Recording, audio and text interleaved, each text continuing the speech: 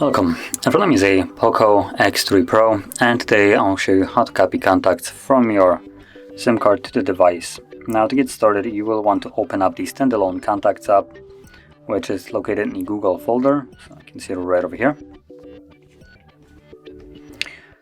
And once you're in the app, tap on the three bars right here in the top left corner, go to the settings, where you will find the option to import. Now you want to select where you want to import your contacts from, so I'm going to select SIM card, tap on OK, and this will show you all the contacts that are on that SIM card.